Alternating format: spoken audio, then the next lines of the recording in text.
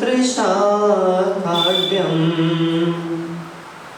मुनिगणविहिगाकीर्णम् आचार्य महाद्रुमं वन्दे। नमो अनन्ताडं नमो सिद्धाडं नमो आयरीयाडं नमो अच्छायाडं नमो लोय सबसाहुडं।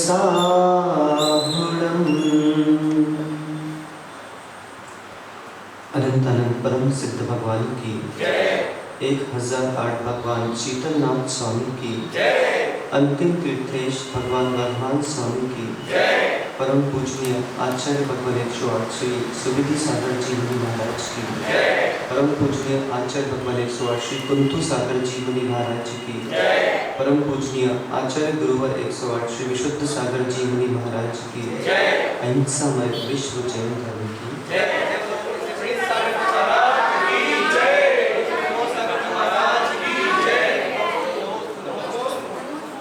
अहो सिद्धों, सिद्धत्व, स्वात्म साधना, निर्ग्रंथता, तत्व प्रतीति व शुद्ध आराधना, जिन जिन जीवों ने तद पंचम को प्रवृत्ति कर ली वे सभी जीव पंचम गति के अन्वेषक बन पंचम गति को प्राप्त हुए।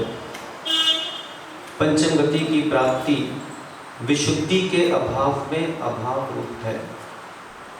विशुद्धि की प्राप्ति त्रिशुद्धि के अभाव में अभाव रूप है। इसलिए मुमुक्षु जीव मस्तिष्क में सूत्र स्थापित करके चलता है, पहले त्रिशुद्धि और फिर विशुद्धि। इस विशुद्धि की प्राप्ति अगर करना है तो सर्वप्रथम अपना स्वयं का यह अन्वेषण करना होगा कि मैं वास्तविकता में आराधक हूं कि नहीं। संपूज्यकानां प्रतिपालकानां यतीन्द्र सामान्य तपोधनानां देशस्य राष्ट्रस्य पुरस्य राज्ञः करोतु शांतिं भगवान जिनेन्द्राः। अब यहाँ पे जो प्रथम भंग है संपूज्यकानां, इस भंग का वास्तविक में अर्थ क्या है? संपूज्यकानां का क्या अर्थ है? ऐसे कई पूजन पीठिका में कई विषय आते हैं जिन विषयों को हम पढ़ तो रहे हैं, परंतु पढ़ने के साथ साथ उन विषयों के अंतरंग में जो रहस्य छुपे हुए हैं उसका हमको बोध नहीं। तभी यहाँ पर मध्याह्न में व्याकरण की कक्षा लगाई जा रही है कि वास्तविकता में उपसर्ग क्यों लगा है, प्रत्यय क्यों लगे हैं, विभक्तियां कौन सी लगी है और इनका अर्थ क्या है। संपूज्यकानां, वहां पे सम उपसर्ग का प्रयोग हुआ है। पूजक और संबंध कारक का बहुवचन के सुबंत प्रत्यय का आम विभक्ति का वहां पे प्रयोग किया जाता है। सम धन पूजक धन आम, और सम से तात्पर्य है समीचीन। समीचीन से अर्थात जो त्रिशुद्धि के साथ पूजक है, जो पूजा करने आया है वही समपूजक है। त्रिशुद्धि से तात्पर्य है मन शुद्धि, वचन शुद्धि और काय शुद्धि। एक आराधक जो कि करता है वह आराधना कर रहा है क्रिया, तो उस आराधक ने आराधना की, किसकी? आराध्य की। मैं आराधक, जो अभी कुछ क्षण पहले यहाँ पे दृश्य चल रहा था वो आराधना, और जो यहाँ विराजमान थे वो आराध्य। एक आराधक ने एक आराध्य की आराधना की। क्यों? क्यों? क्या केवल इसलिए कि यहाँ पर संगीत चल रहा था तो संगीत का आनंद लूट लो भैया चलो, तो क्यों की? यह बहुत बड़ा प्रश्न है। आज हम बाल्य अवस्था से पूजक बने हुए हैं, तो पूजन करता क्यों है? एक आराधक के लिए आराध्य की आराधना का फल है कि वह आराध्य पद की प्राप्ति कर ले। कैसे? एक आराधक के लिए आराधना का फल क्या यह है कि वो आराधना करते करते आराध्य पद की प्राप्ति कर ले, या आराध्य ने जो प्राप्त किया था उसकी प्राप्ति कर ले? देखिए, दोनों में भेद है। एक आराध्य पद की प्राप्ति और दूसरा आराध्य ने जो प्राप्त किया है उसकी प्राप्ति। आराध्य ने सीधा आराधक पद को प्राप्त नहीं किया। कोई भी आराधक आराध्य पद को सीधा प्राप्त कर ही नहीं सकता। उस आराधक को पहले आराध्य का जो क्रम रहा है उस क्रम को प्राप्त करना होगा। विराधना, जब तक विराधना बंद नहीं हो सकती तब तक आराधना हो ही नहीं सकती। बंद कर दो विराधना, जिससे हो सके तुम्हारी भी आराधना। और यह जो विराधना चल रही है, इसी कारण से प्राप्नोति शोकम मनुजः स पश्चात्, जी भविष्य में शोक को प्राप्त होता है। आपको लग रहा होगा महाराज जी 7 दिन हो गए, लेकिन ये द्वितीय तृतीय श्लोक से आगे बढ़ ही नहीं पा रहे हैं। कैसे बढ़े? क्योंकि जीवन में सबसे प्रधान अगर कुछ है तो उसका नाम शोक है। जीवन में सबसे प्रधान कुछ है तो उसका नाम शौक है। आप देखो, जितने भी युवा हैं जो भौतिकीय जीव हैं, वे सब भौतिकीय जीव केवल अपना पूरा जीवन मात्र 2 आधार स्तंभों पर ही जी रहे हैं। पहला शौक और दूसरा शोक। संजय भाई गलत तो नहीं कह रहा? तो ये शौक और शोक, पहले तो इसको रोक, जिससे दुनिया देखकर नहीं हो जाए शौक।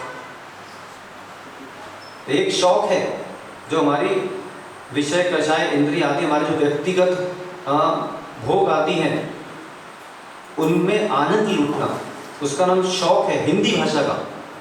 और एक अंग्रेजी भाषा का है SHOCK। तो मत पालो इतने शौक कि लोग देखकर हो जाएं शौक।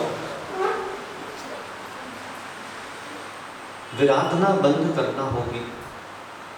जो वध चल रहा है इस पर नियंत्रण करना होगा।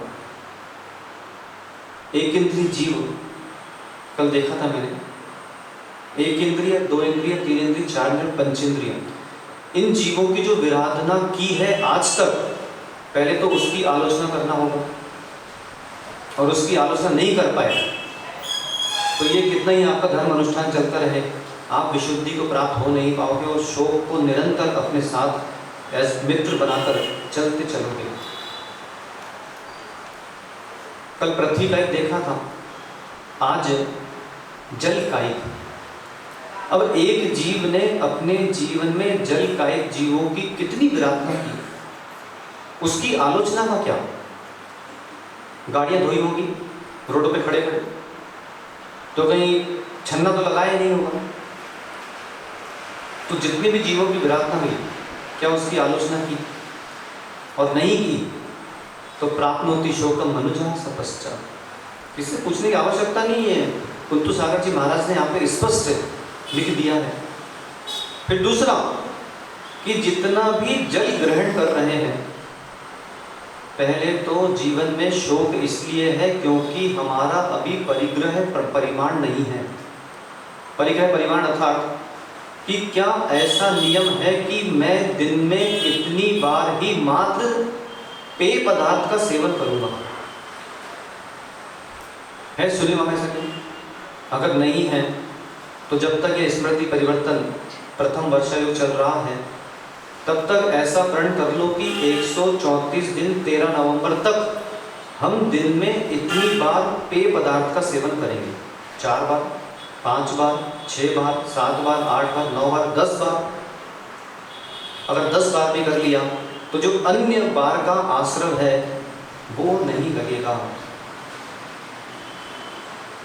चतुर्मास की सफलता यही है कि जब चतुर्मास करने आते हैं आपके यहाँ पर कोई महाराज जी या माता जी, तो सबसे पहले हम एक सूची तैयार करें, और उस सूची में, मैंने आपको प्रथम दिवस भी कहा था, उस सूची में आपने व्यक्तिगत 134 दिन के लिए कौन कौन से त्याग किए हैं वो आप हम तक दें।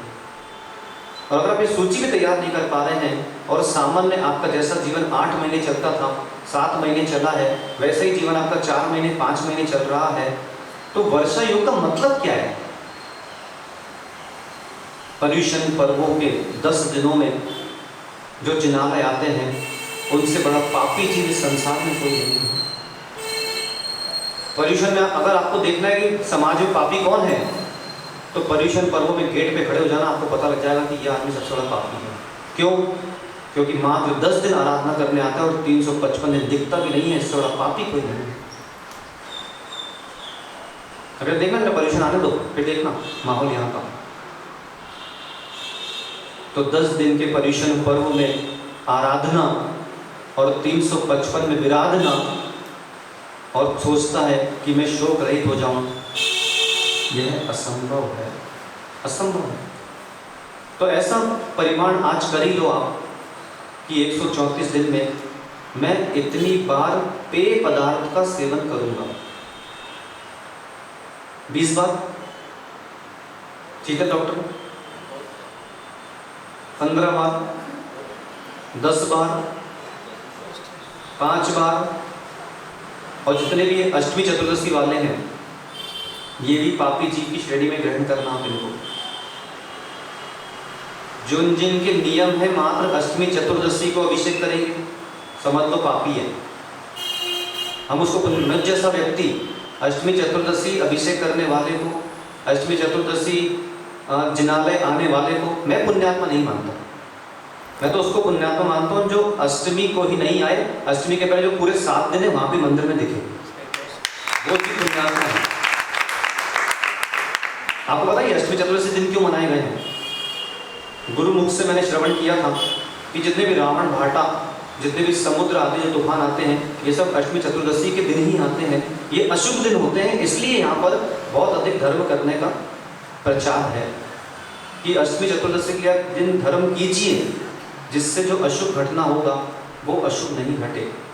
और हमारा तो ये सोचना है कि जो 7 दिन शुभ करके बैठे हैं, उनके लिए क्या अष्टमी और क्या चतुर्दशी। तो हे श्रावकों, पहले तो प्रमाण करें, क्योंकि परिग्रह प्रमाण नहीं है, इसलिए जीवन में शोक चल रहा है। आज यहाँ पर बाहर जितनी भी दुकानें हैं, वहाँ पे जितने भी वस्त्र टंगे हुए हैं, उन सब वस्त्रों का आश्रय हो रहा है संजय। बोले महाराज जी मेरे तो है नहीं, मेरे तो है नहीं, पर अंतरंग में यह ममत्व भाव है कि भविष्य में मैं जाकर उनको क्रय करूंगा, तो आश्रम है। और यही आश्रम हमें इस शोक से बाहर आने नहीं दे रहा है। तो जिन जिन के परिग्रह परिमाण व्रत की सूची तैयार नहीं हुई है, पहले तो सहजता से वो सूची तैयार कर लें, और कोई बहुत बड़ा विषय नहीं है। बहुत से बहुत एक पुरुष वस्त्र भी पहनता होगा, तो उसके घर में बहुत से 50 जोड़ी वस्त्र होते होंगे, 50 जोड़ी होंगे। धनु जी विवाह हुआ था क्या? विवाह के समय वस्त्रभूषा कौन सी पहनी थी? शेरवानी। वो शेरवानी खाएंगे। ऐसे ऐसे रागी लोग हैं कि इनके घरों में अगर सीआईडी की रेड मारी जाए तो इनके 50 साल का जो वो पहना था सूट जो आता नहीं, वो भी अभी पेटी में भर के रखा हुआ है। गोंदिया महाराष्ट्र में नेहरू चौक पे एक नेकी की दीवार है।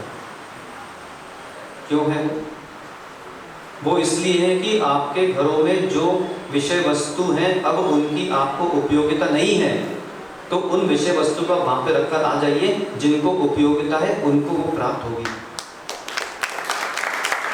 मतलब वर्षा योग जो होते हैं, इन वर्षा योगों में भी जैन समाज को, पूरे विश्व की घोषणा करना चाहिए 1 महीने पहले कि यहाँ पर इस दिन एक स्टॉल लगाया जाएगा। आपके घरों में जितना भी अटाला, जिसको आप बोलते हैं, जितना भी अटाला है, आप यहाँ पे जमा कीजिए, जिनको आवश्यकता होगी उन तक वो पहुँचाई जाएगी, यह भी हमारा कर्तव्य है। लेकिन क्या करें, इतना परिग्रह रख रखा है। पहला वो हो गया चरण पादुकाएं। बहुत से वक्त एक सामान्य जीवन कितनी चरण पादुका रखता होगा आपने घर पे, पता होगा? 25, 15, 10 मान लो। अगर 10 भी रखा है तो 10 का कायोत्सर्ग पूर्वक परिग्रह परिमाण कर लो ना, कोई बहुत बड़ा विषय नहीं है। आप उपनयन धारण करते हैं, आपके पास कितने उपनयन होंगे? अरे काय के एक, रविवार को कार्बन फ्रेम, सोमवार को बायोफोकल, है ना, मंगलवार को काला, बुधवार को नीला। मैचिंग होना चाहिए। क्या बोलते हो सब? मैचिंग होना चाहिए। चलो ठीक है, 7 दिन के 7 रखा, 3 और अतिरिक्त मान 10 रखो, 10 का परिग्रह परिमाण कर लो, जिससे आश्रम बच सके, शोक बच सके। भोजन करते हैं आज, ठीक है। धन्नु भाई 15 फल के नाम गिनाओ।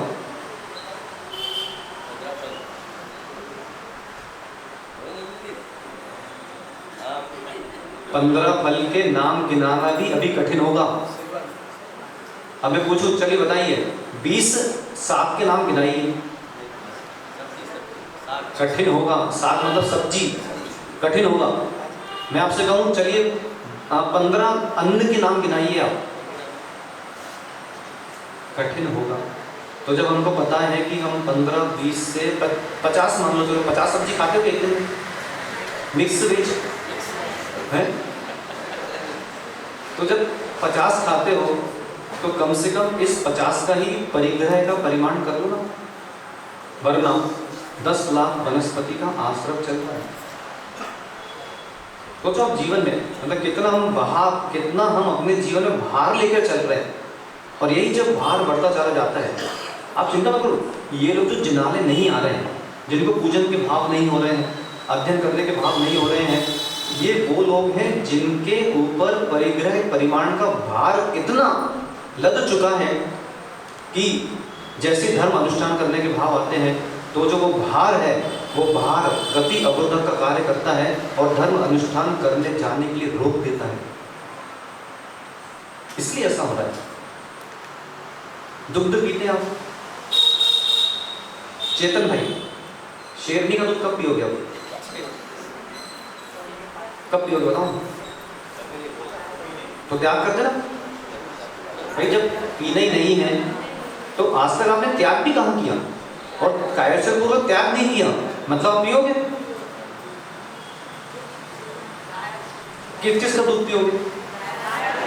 बहुत से वक्त गऊ का, बहुत से वक्त महिषी भैंस का, कभी आवश्यकता पड़ जाए औषधि रूप में तो बकरी का। सनी भाई मनुष्यनी का दूध पियोगे क्या? माँ का दूध पियोगे? नहीं पिएगा तो त्याग कर दे भाई, वरना मनुष्यनी के दूध पीने का आश्रम जारी है, सिंगनी के दूध पीने का आश्रम जारी है, और एक कौवे का दूध होता है, क्या बोलते हैं इसको? और क्या बोलते हैं? और कुछ बोलते हैं क्या? आग। हाँ भैया का नाम क्या? राजेश भाई, आग का दूध पीना है क्या? त्याग कर दो ना भाई। जो हमको जिस वस्तु का सेवन जीवन भर करना ही नहीं है, उनका त्याग क्यों नहीं करना? और त्याग नहीं करो इसलिए आश्रम जाने, और इसलिए चारित्र धारण करने के भाव नहीं आते हैं। बिंटू भाई, ट्रेन खरीदना है क्या? ट्रेन खरीदना है? नहीं खरीदना है तो ऐसा प्रण कर लो ना, जीवन में आज के बाद मैं कभी ट्रेन नहीं खरीदूंगा, क्योंकि भविष्य में तो कभी ना कभी आप मानस नहीं भी बनेगा, तो त्याग भी कहाँ किया? प्लेन खरीदेगा? त्याग करो। विदेश यात्रा पे जाना है आपको, बाहर कहीं जाना है, जिनको नहीं जाना है वो त्याग करो। क्यों? क्योंकि दिग्व्रत और देशव्रत आश्रम इसलिए जारी है। आज श्रोता यहाँ इस स्मृति परिवर्तन सभा का श्रवण करने आया है, सभा में बैठे बैठे ही उससे विषय मस्तिष्क में प्रवेश क्यों नहीं करता? कई बार इसलिए नहीं करता क्योंकि जब वो अपने घर से निकला था तो अपने घर का त्याग करके यहां नहीं बैठा है। आज हम यहां पर आए, जब उस कक्ष से बाहर आ रहे थे तो ये त्याग करके आए कि इस कक्ष का अब मेरा त्याग है तब तक जब तक मैं इस कक्ष में प्रवेश नहीं करूंगा। यहां बैठे, यहां बैठने के बाद अब हमारा अगले 1 घंटे केवल इतनी भूमि के बाहर जाने का त्याग है, हम नहीं जाएंगे। वरना आपको पूरे 3 लोक में भ्रमण करने का दोष लग रहा है। स्वयं आप इस विषय पर जरा चिंतन कीजिए। तो जब घर से निकलते हैं, अब जब तक, क्योंकि आप घर से आए, मध्य में कहीं पर दुर्घटनाग्रस्त हो गए तो इतना सारा परिग्रह का आश्रम लेके मरण हुआ तो कौन सी गति की प्राप्ति होगी? पर आप चिंतन करो इस बात का। जब व्यापार से एक व्यापारी अपने घर जाता है तो उस व्यापारी का कर्तव्य है कि अब जितना भी ये दुकान पे माल है मैं इसका त्याग करता हूं जब तक मैं अगले दिन नहीं आऊंगा तब तक। कहीं रातों रात आग लग गई, गया काम से, क्यों? क्योंकि तुम्हारी दुकान थी, तुमने उस वस्तु का परिग्रह लेकर रखा था, अब उसको भोग। यह बहुत बड़ी साधना हमको नहीं करना है और बहुत बड़े साधक भी हमको नहीं बनना है। यही साधना कर ली तो ही भविष्य में हमारी आराधना निश्चित है। एक पूरा ये परिग्रह परिमाण का विषय। फिर और आगे चले, भोजन कितनी बार करना है, इसका कोई परिमाण है? कांतिपति, भोजन कितनी बार करना है, इसका कोई परिमाण बांधा है? मतलब कितनी बार मैं अपना यहां से हाथ यहां ले जाऊंगा, कोई परिमाण है इसका? नहीं है। तो तुमको दिन भर खाने का दोष लग रहा है, भले तुम दिन में 4 बार खाओ चाहे 5 बार खाओ। अगर तुम अभी भी यहाँ बैठे और चारों प्रकार के आहार का त्याग करके नहीं बैठे हो तो अभी भी तुम खा ही रहे हो। और हम इस शोक से बाहर आना चाहते हैं, कैसे आ पाएंगे? असंभव है। इसलिए आज कम से कम इतना ही प्रण कर लो कि मैं दिन में इतनी बार खाऊंगा। दिन में कितनी बार? 10 बार। बोले महाराज जी जब भूख लग जाए तो तब खाएंगे।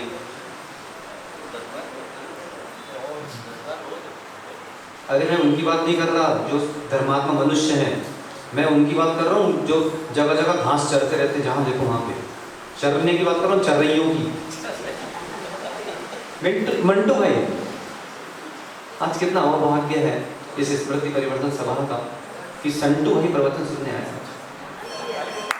देखो संटू भाई, दिन में कितनी बार का नियम है?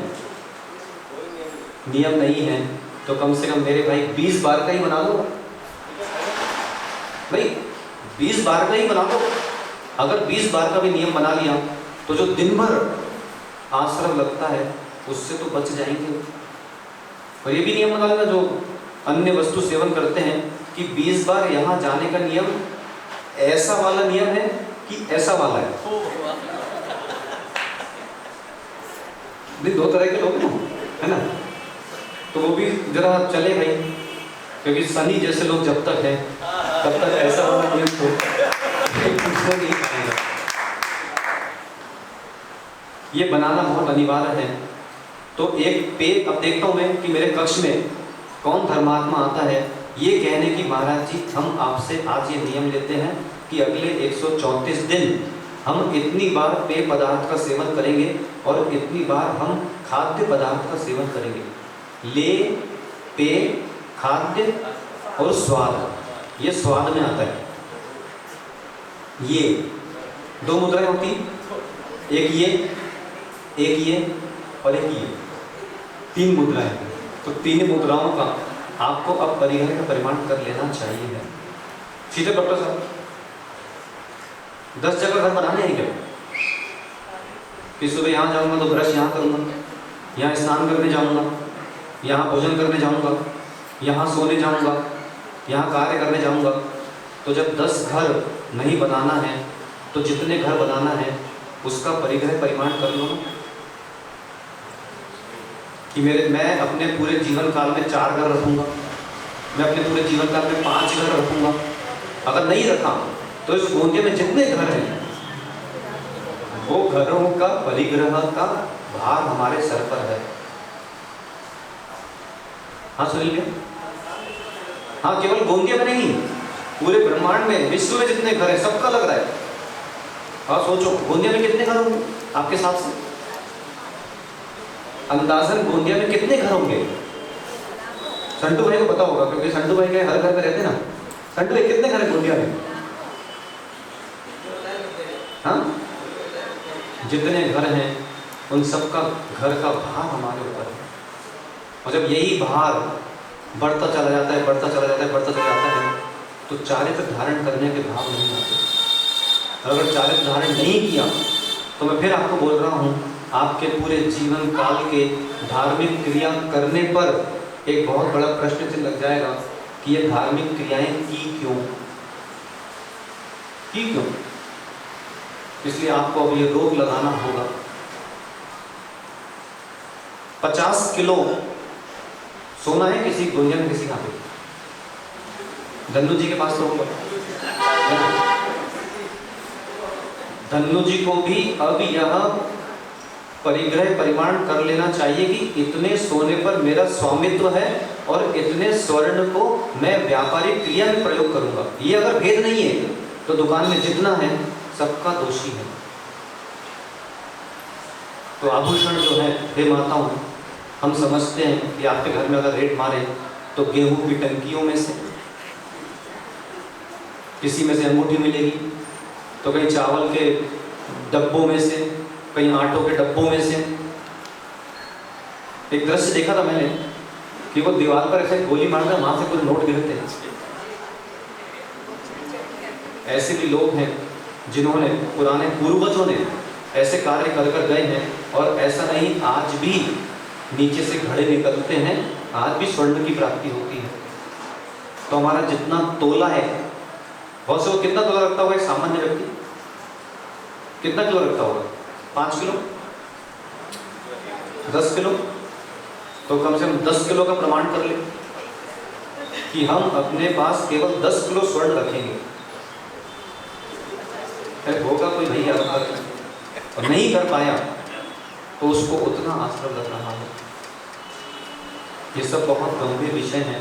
इन पर अगर आप दृष्टिपात नहीं कर पाओगे तो आप निश्चित मान के चले शोक से आप बाहर नहीं आ पाओगे।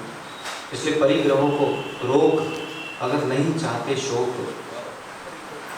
जल कायिक जीवों का जो वध किया है, उन वध को रोकने का सबसे पहला उपाय यही है कि मैं अपने जीवन में उनको नियंत्रित करूं। आज स्नान करने जाता जीव, तो कितने जीव होंगे जो छन्ना लगा के स्नान करते होंगे। बहुत सरल सा विषय ले रहा हूँ, लेकिन ये सरल नहीं है, ये बड़ा गंभीर विषय है। जितने शावर में नहाते हैं उनका तो कभी ये पल ही नहीं सकता। मुश्किल से 2 मग्गे पानी में स्नान होता है, और जो 2 बाल्टी 4 बाल्टी पानी से स्नान कर रहा है, पहले तो जितने भी अनछने जल का प्रयोग किया उसका उसे दोष लग रहा है, और साथ में उतना ही पानी नाली में बह के जा रहा है उसकी भी प्रार्थना कर रहा है।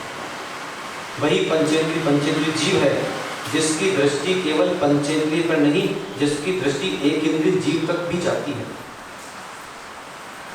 जल का चलो स्मरण करते क्या कि हम केवल छने हुए जल का प्रयोग करेंगे।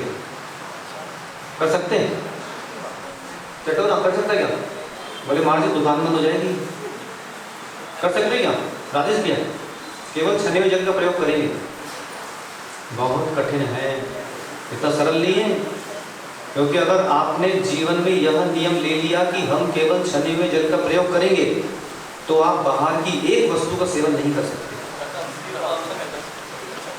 ना आप बाहर की चाय पी सकते हो, ना आप बाहर के अन्य जो पैक्ड आइटम्स हैं, ना आप इनका सेवन कर सकते हो। तो बड़े सोच समझ के आपको वो नियम लेना होगा। तो जितनी भी आज तक जलकाय जीवों की विराधना की है, पहले तो इनका आपको प्रतिक्रमण करना चाहिए है। प्रतिक्रमण, प्रायश्चित और प्रत्याख्यान, इसको आप भूल मत जाना, क्योंकि जब तक आपके जीवन में प्रतिक्रमण नहीं है, जब तक आपके जीवन में प्रायश्चित नहीं है और प्रायश्चित का प्रत्याख्यान नहीं है, तब तक विशुद्धि की प्राप्ति 3 काल तक नहीं होने वाली। प्रत्याख्यान मतलब क्या होता है शीतल डॉक्टर साहब?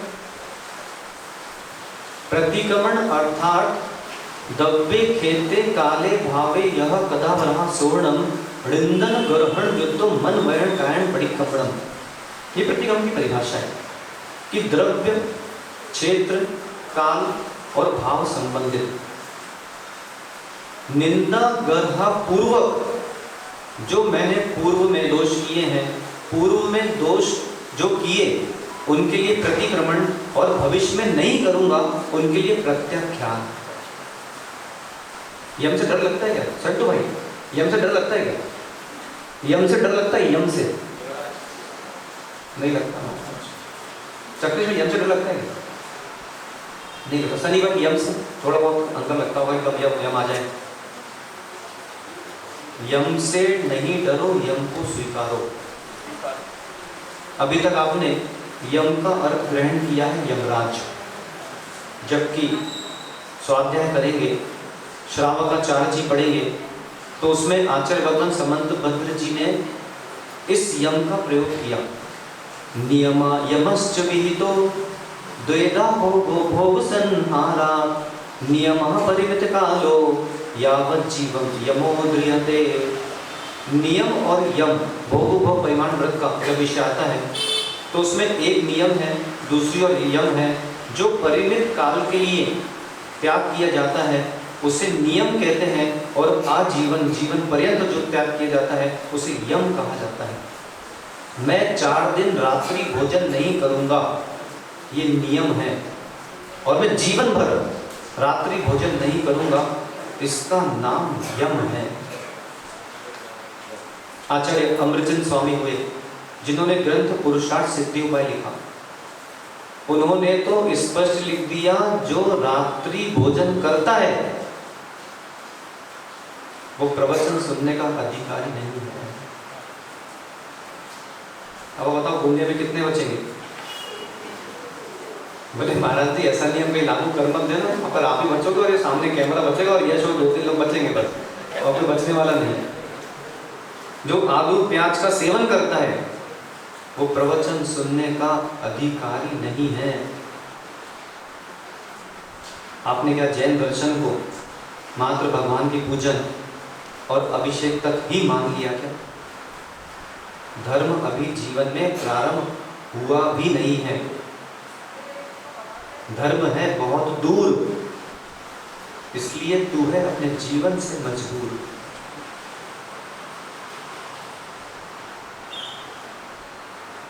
जैसे कितने जीव होंगे जिनका आलू प्याज का त्याग हो? बोले महाराज जी जैनों की आजकल फेवरेट सब्जी है आलू टमाटर की सब्जी और बैंगन का भरता। इसका भी परिमाण नहीं कर पाया, मुझे आपको बताने की आवश्यकता नहीं है कि एक आलू में कितने जीव होते हैं, ये सब आपको ज्ञात है। बस आपको इतना ही बताना चाह रहा हूँ कि ये जो श्लोक है, तृतीय श्लोक, प्राप्नोति शोकम मनुजः स पश्चात्, कि जीव भविष्य में शोक क्यों प्राप्त करता है? तो जीव भविष्य में शोक इसलिए प्राप्त करता है क्योंकि वह जीवों की विराधना से अपने आप को निवृत्त नहीं कर पा रहा है। जलकायिक जीव में बहुत संक्षिप्त में ले रहा हूँ ये विषय भी। जलकायिक जीवों का आपको पहले जितने भी जीवों की विराधना हुई है उनका प्रतिक्रमण करना होगा, गुरुमुख के पास जाना होगा। एक होती निंदा और एक होती है गर्हा। जब तक स्वयं जीव अपने स्वसाक्षी पूर्वक दोषों की आलोचना करना इसे निंदा कहा जाता है, और गुरु साक्षी पूर्वक दोषों की आलोचना करना इसे गर्हा कहा जाता है। तो जो स्वयं अपनी आलोचना नहीं करेगा वो गुरुमुख से कैसे आलोचना करेगा? जब भी एक दीक्षार्थी दीक्षा लेने का मानस बनाता है, संघ प्रवेश करता है, तो वो इतना बड़ा पर्चा अपने गुरु को देता है। मैंने इतना बड़ा पर्चा दिया आकर्षण को कि पूरे 28 साल में 29 साल में जितने भी स्थानों से जो विराधना हुई है ये उन सब का प्रायश्चित है, आप लीजिए।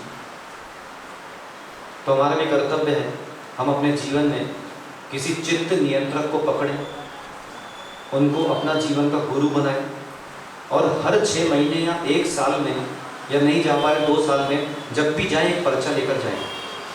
उसमें आपके पूरे जितनी भी विराधना हुई है वो लिखा रहना चाहिए है। नहीं तो जब भी जाएं तो गृहस्थ धर्म में रहते हुए जो भी दोष लगे हैं, हे गुरुवर उनका प्रायश्चित प्रदान करें, फिर वो जो दें उनकी पूर्ति करें। ये भी आपको करना होगा। जल कायिक, अग्नि कायिक, अग्नि कायिक जीवों की जितनी विराधना की है उससे बचना होगा, और फिर भविष्य में उस पर भी रोक लगाना होगी। वे पुरुष या वो जैन धन्य हो जिनके घरों में 6 बजे के बाद चूल्हा नहीं जलता हो। है कोई ऐसे गोंदिया ना घर? मेरे लिए सूची तैयार करो इस तरह की कि जिनका 6 बजे के बाद चूल्हा नहीं जलता, उनको सम्मानित करेंगे अपन। ऐसे बहुत सारे मैं सूची बना के दूंगा। वास्तविकता में कलश लेने के अधिकारी ऐसे ही लोग हैं, समझ रहा? कलश लेने के अधिकारी, जिनवाड़ी भेंट करने के अधिकारी, पात प्रक्षालन करने के अधिकारी। लेकिन क्या करें, आजकल समाज में धन को ही प्रधानता दी जा रही है। अगला विषय आ रहा है, अगला श्लोक, हीनो धनेश वान्य भवे भवित्सा। कि ऐसा क्या होता है कि जो जीव है वो जीवन भर धन से रहित होकर अपना जीवन यापन करता है। छोड़ दो सारे विकल्प, समय बचा है अल्प। सूत्र क्या?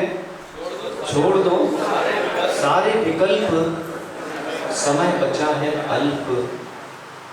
और ढोलिया जी से कहना है, गुप्ता जी से, अजमेरा जी से, मनोज भैया से, अनिल भाई, सुनील भाई से, कि पर्याय निकल गई आधी, कब करोगे समाधि।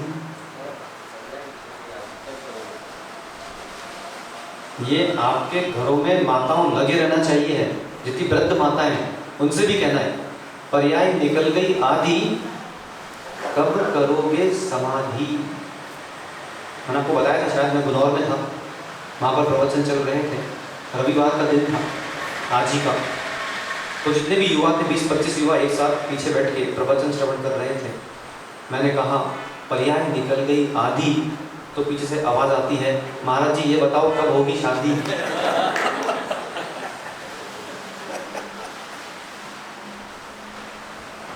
अग्निकायिक जीवों को एक पुरुष अगर चाहे तो अग्निकायिक जीवों को रोक सकता है।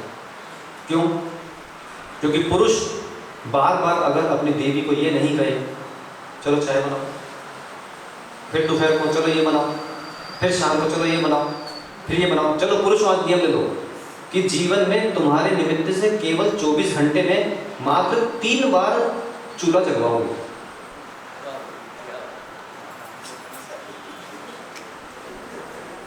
अनुज भाई, छोटू भाई, कितनी अहोभाग्य है तुम्हारा। चलो आज एक प्रण कर लो कि घर पर एक ऐसा समय दे दोगे कि इसी समय जीवन में भोजन करोगे। माताओं के कष्ट को अभी तुम जानते नहीं कि उन्होंने 12 बजे भोजन बना के रख दिया और तुम आ रहे हो 2 बजे 3 बजे फिर से भोजन गर्म करो। ये अग्निकायिक जीव की विराधना है, इससे बचना चाहिए है। कर सकते हैं ऐसा प्रण कि दिन में 3 बार चूल्हा जलवाएंगे? कर सकते हैं क्या? बहुत कठिन है, इतना सरल धर्म नहीं है।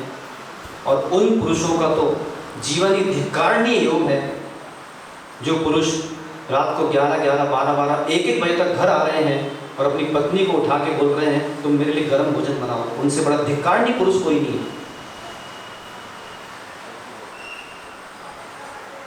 कर सकते हैं ऐसा पुरुषों कि हम अगर रात को 9 बजे के बाद घर आएंगे तो अपने हाथ से उठाकर भोजन कर लेंगे, अपनी देवी को डिस्टर्ब नहीं करेंगे। कर सकते हैं? ये भी बहुत कठिन है।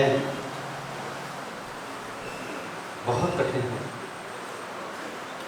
इतना सरल नहीं है भाई जीवन। क्योंकि आज आप जितनी बार भी चूल्हा जलाओगे उतनी बार अंदर जलोगे। मत चूल्हा जलवाओ, वरना जीवन भर जल जल के जीना पड़ेगा।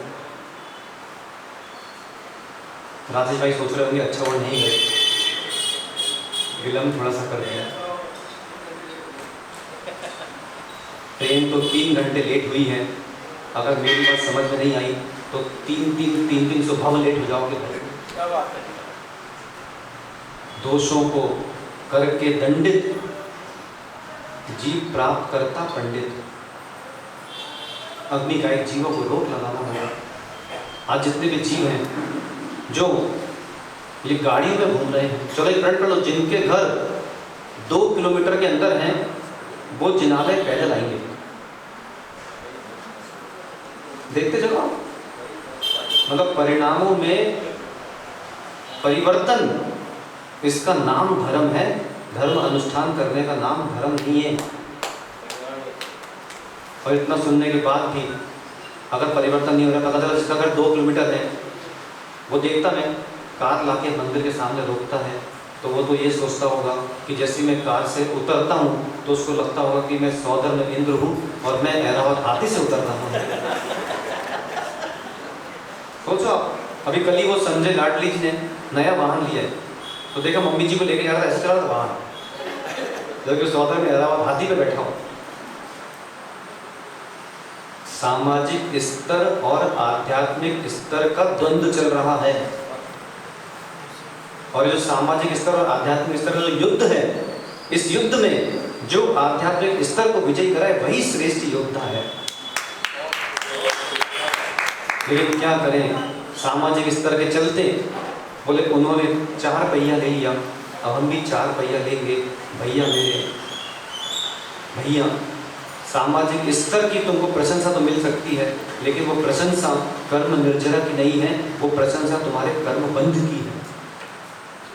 और जब मुझे कोई दिखता है ऐसा 4 पहिए से आ रहा है और उतर रहा है, उसको तो लगता होगा कि 4 लोग मुझे देख रहे हैं, थोड़े स्टाइल से उतरता है वो भी, देखना कभी।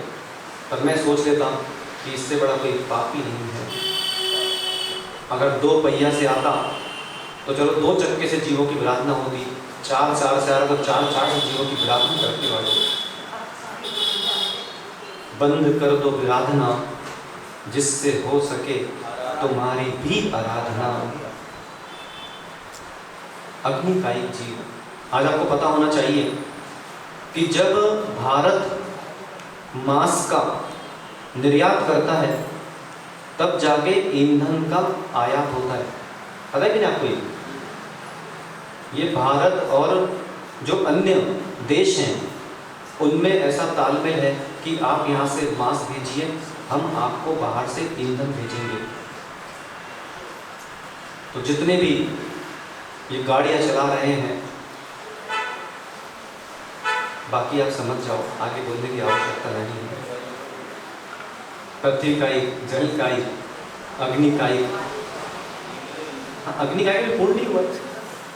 जितने भी आज तक दीपावली पर पटाखे फोड़े होंगे उसकी भी आलोचना करना होगी। बोले महाराज जी मैं पटाखे नहीं फोड़ता, अरे जो फोड़े हैं उसकी आलोचना का क्या कि कभी आपने आलोचना की? क्या किसी गुरुमुख के पास आप पहुंचे कि हम दीपावली पे पटाखे फोड़े थे तो आप हमको उसका किया आपने? कभी नहीं किया। तो ये सूची सारी तैयार करते चलो। विराट भाई, लविश पटाखे फोड़ते क्या? हाँ फोड़ते हैं। इधर आओ, आओ लविश, विराट यहाँ खड़े करो, आ जाएंगे वो, चिंता नहीं। यहाँ खड़े दोनों खड़े, ध्यान करते देख, बस वहीं तो नहीं, मुझे नहीं, हाथ देखो सर, वहाँ देखो, अरे वहाँ खड़े उसके बाजू में, आँख बंद कर दो,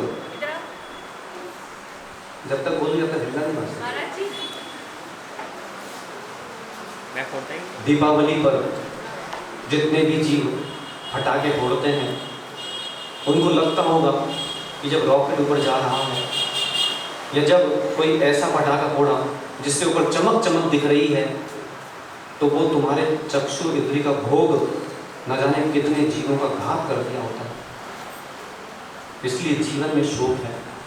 चलो जितने भी बालक हैं, आरव, टिंटिन, यश, सनी, विराट, लविश, आप नहीं खोलना, आदिश, आदिश तो बनने वाला महाराज है, सौमिल, अनुज, चटोरे, संटू, प्रण कर लो कि इस बार दीपावली फटाके नहीं फोड़ेगी। भगवान हाथ पीछे करके नहीं होते कभी। कर सकते क्या टिंटिन? पक्का? चलो खड़े हो जाओ। सनी बहुत बढ़िया, देखा। आरव बहुत अच्छा, बहुत बढ़िया। यश, सौमिल, आरव भाई खड़े कर दो। और कौन? ये दोनों तो खड़े। चटोरा बहुत बढ़िया। ये गोंदिया का चातुर्मास आज सफल हो जाए।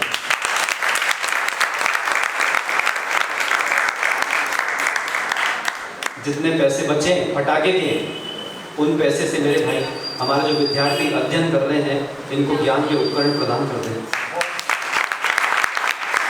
क्योंकि आज तुम फटाके फोड़ोगे तो केवल तुमको ही आनंद आएगा। हमारे विद्यार्थी ज्ञान अर्जन करके जहाँ जहाँ जाएंगे वहाँ फटाके फोड़ेंगे तो दुनिया को आनंद आएगा।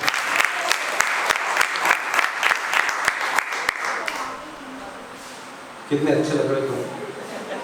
कुंतलगिरी गए आप? कुंतलगिरी, कुंतलगिरी गए कभी आप? कुंतलगिरी में ऊपर जाकर एक जिनालय है, वहाँ पे देश में घुसाते नहीं है।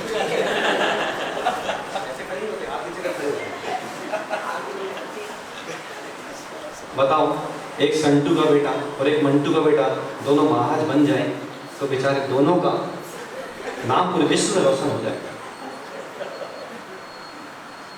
अगर हम स्वयं, जितने भी दाम्पत्य जिनको विवाह करना है या जिनके विवाह भी ताजे ताजे हुए हैं, उनको भी एक बात बता दूं मैं कि अगर स्वयं महाराज नहीं बन पाए या जो भी विवाह करने जा रहे हैं उनको भी बता दूं, महाराज अगर नहीं बन पाए और विवाह कर लिया, भगवान खास चीखते नहीं भाई। तो एक दाम्पत्य को कम से कम 3 पुत्र और 3 पुत्रियों को जन्म देना चाहिए। कितने कितने हो गए? 6। क्यों? जिसमें से एक पुत्र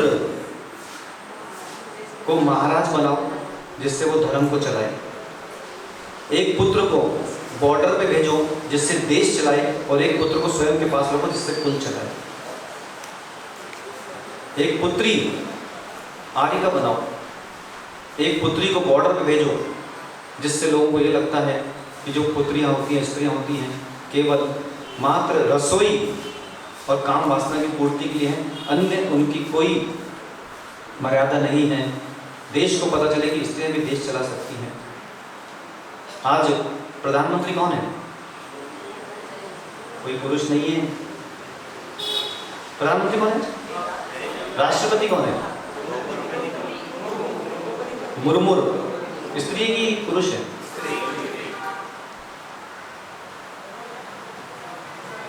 और तीसरी जो पुत्री है, उस पुत्री को दूसरे घर पे भेजे जिससे वो अपने कुल की संस्कार पर कब भेजें? जब संस्कारित है। जिनकी पुत्रियों में कुविशेषण लगा है उनको तो घर पे रखना चाहिए, भेजना नहीं चाहिए, क्योंकि एक ही घर बर्बाद करेगी, कहीं दूसरे घर चलेगी, 2-2 घर बर्बाद करेगी। हंसो अतुल भाई देखकर, हाथ से लिख देना कुपुत्री।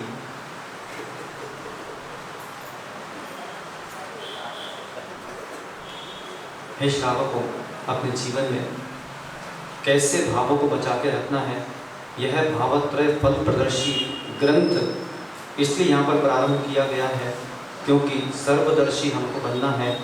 तो उसके लिए एक ही उपाय है, भावत्रय फल प्रदर्शी बनाता सर्वदर्शी। बाल्यकाल से आप स्वयं आज चिंतन करना। केवल एक अंतिम बात आपको बता दूं मैं, मात्र इतना चिंतन करना कि बाल्यकाल से जितने जीवों से हमारा संयोग हुआ है, चाहे वो व्यापारिक क्षेत्र में हुआ हो, आपके गृहस्थ आश्रम में हुआ हो, कहीं पर भी हुआ हो, उन जीवों ने अगर हमको ये सब बातें आज तक नहीं बताई तो वो हमारे उपकारी थे कि हमारे अपकारी थे। बस इतना चिंतन कर रहे हैं।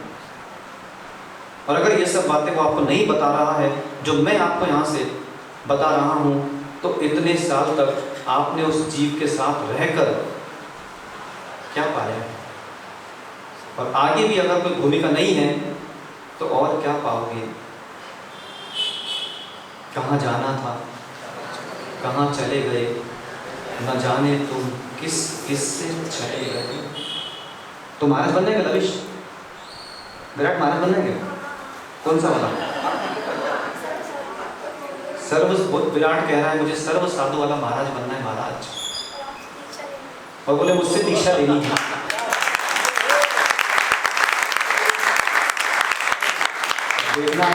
देखना भाई, संतू आज खाना नहीं बचेगा। तो अपने जीवन में विराट जाओ, चले जाओ विराट। अपने जीवन में यहाँ जो विषय आज हमने श्रवण किया है, लविश बैठो, अपने जीवन में विषय श्रवण किया है, आज की यह जो सभा है, इस सभा से कम इतना तो अभ्यास कर ही लेना कि मुझे आज अपने जीवन में सबसे पहले परिमाण करना है कि कौन कौन से स्थान हैं जहाँ मुझे नहीं जाना, उन स्थानों पे जाने का त्याग, कौन कौन सी वस्तुएं हैं जिन्हें मुझे ग्रहण करना है, उन वस्तुओं को ग्रहण करने का केवल नियम। और ये सब नहीं बन रहा तो 5 मिनट की साधना प्रारंभ कर दो, अंतिम विषय और श्रवण कर दो, फिर चले जाओ। 5 मिनट की साधना कर सकते कि नहीं? साधना की परिभाषा क्या है? सुनील भैया, साधना की परिभाषा क्या है? डॉक्टर साहब, साधना की परिभाषा क्या है? क्या पर्वतों पे खड़े होना घंटों घंटों ये साधना है? क्या दिनों दिनों तक उपवास कर लेना मात्र इसका नाम साधना है? साधना है क्या? प्रतिकूल परिस्थिति में अनुकूल परिणाम रखना, इसका नाम साधना है। प्रतिकूल परिस्थिति में अनुकूल परिणाम, जो अनुकूल परिस्थिति में प्रतिकूलता को जन्म देना जानता है, वही प्रतिकूल परिस्थिति में अनुकूल परिणाम रखने की ताकत रखता है। ग्रस्त रहते हुए हमको ये साधना और कर लेना चाहिए है। कैसी साधना? 5 मिनट की साधना। जैसे भोजन आया तो भोजन की थाली रखी जाएगी, मैं घड़ी से 5 मिनट बाद भोजन करूंगा। ये साधना कर सकते हैं? नहीं कर सकते? कर सकते हैं? अनिल भैया,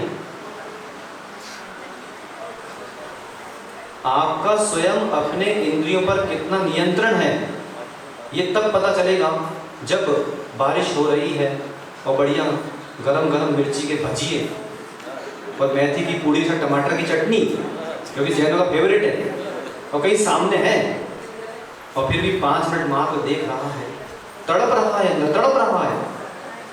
ये अनुकूलता है, और जो तड़पन है ये प्रतिकूलता है। तो अनुकूल परिणामों में प्रतिकूलता को जन्म दे दिया। जब प्रतिकूल परिस्थिति आएगी तो अनुकूल रहेगा, थाली हवा में नहीं उड़ाएगा। वरना होता क्या है, आज कहीं घर पे रोटी ठंडी मिल जाए, फिर देखो घर का वातावरण, धन्य दिगंबर मुनिराज जो ठंडी रोटी खाकर अपने जीवन में ठंडे का आनंद लेकर दिमाग ठंडा रख के जीते हैं। तो कर सकते क्या आज जिनकी भाई, कर सकते क्या कि भोजन की थाली सामने रहेगी, घड़ी से 5 मिनट बाद देख के भोजन करूंगा? बहुत कठिन है। कर सकते क्या? आदि चाहिए। इसका नाम साधना है। कोई बात नहीं, अभी मत बुलाओ, मत बताओ मुझे, लेकिन बस चिंतन करना कि ये साधना मुझे अपने जीवन में करना चाहिए कि नहीं करना चाहिए। आप घर जाएंगे, अभी जैसे ही घर गए, ग्रीष्म काल चल रहा हो मान लो और पीड़ा हो रही है, तो 5 मिनट बाद पंखा चलाऊंगा। ये 5 मिनट की साधना है। अगर ये साधना नहीं की तो उस समय विद्युत का प्रवाह था, अनुकूलता थी, आपने प्रतिकूलता को जन्म दिया, तो जब विद्युत का प्रवाह नहीं रहेगा, जिसे आप बोलते लाइट नहीं है, उस समय आप अनुकूल रहोगे। क्यों? क्योंकि अभ्यास करके बैठे। ये 5 मिनट की साधना है। पानी पीने का मन कर रहा है तो मैं 5 मिनट बाद पानी पीऊँगा। क्यों? क्योंकि यात्रा के दौरान कभी बॉटल खाली हो जाए और कहीं आउटर पे ही ट्रेन रुक जाएगी तो अंदर से तड़पन नहीं होगी, क्योंकि 5 मिनट का अभ्यास करके बैठा है। 5 मिनट की साधना। और ऐसा मत करना कि हमारा जो घर का कोई वृद्ध है या किसी को ज्वर हो गया, वो तड़प रहा है, तो डॉक्टर शीतल बोले महाराज जी ने कहा था 5 मिनट बाद, तो बोले 5 मिनट बाद दवाई खिलाऊंगा, जब मर जाएगा जब तक होगा। फिर यहाँ पर 1.25 साल की कक्षा प्रारंभ हुई तो बोले चलो 5 मिनट बाद चलेंगे। ये 5 मिनट की साधना नहीं है। 5 मिनट की साधना वह है जो भविष्य में हमारे परिणामों में विकृति उत्पन्न ना करे। इसलिए अपने जीवन में आज जो परिग्रह की आसक्ति चल रही है, इस परिग्रह को कैसे मैं न्यून रखूं, जिससे जो आश्रय हो रहा है इस आश्रय को मैं बंद कर सकूं। इसलिए प्रतिदिन ध्यान आपको करते रहना चाहिए है। निसंगोहम है शुद्धिकम, ससंगोहम है विशुद्धिकम। जो इस विशुद्धि का अभिलाषी है वो भगवान से यही प्रार्थना करता है कि हे भगवान, भगवान से भगवान को मिला दो ना, और हमें भी भगवान बना दो ना, जिससे उस लक्ष्य को वह प्राप्त कर सके। वही हो संस्कार, जहाँ नहीं हो बार बार। भगवान चंद्र प्रभु स्वामी की जय बोलो। बोले श्री प्रणीत सागर जी महाराज की। बालाघाट से हमारे पीछे पधारे कल्पना जी का नीचे में जो स्टॉल लगा हुआ है उसकी आपको मैं जानकारी फिर से एक बार दे रहा हूँ। सिर्फ इसलिए तक जानकारी दे दी थी कि आज सारा दिन